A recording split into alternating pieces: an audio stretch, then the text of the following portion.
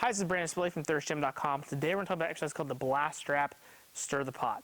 You can certainly use TRX, rings, any kind of suspension system that you have. We prefer the blast straps for this particular exercise, but this is a more difficult version of the stir the pot that you would probably put on a stability ball. So with our suspension system here, we're essentially going to get in a push-up position. Okay. Now, one thing you definitely need to understand is that the further away that you go, the easier this is going to be. The closer you get to being right underneath the rig or the rack that you got it attached to, the harder it's going to be.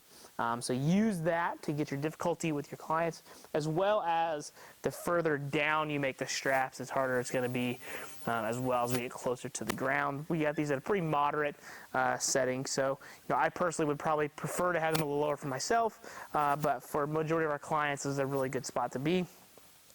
And we're going to be in just a regular, good quality push-up position. So we want to make sure that our butt's not sticking out. We want to keep our tail tucked, good posterior tilt. Everything's good where we want it to be here. And then as we're in this position, we're going to basically stir the pot while our arms are straight. So without me being in the actual right position, we're basically just going to draw small circles, stop, and then make another circle again. So with a regular stir the pot on a stability ball, we're usually here drawing small circles. We're going to do the exact same motion. Just going to have our hands straight in basically a push-up position. So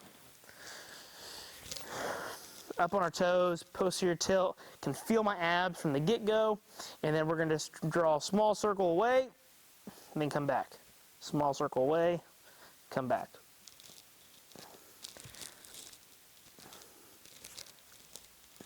You can make your circles bigger if you want to make it more challenging,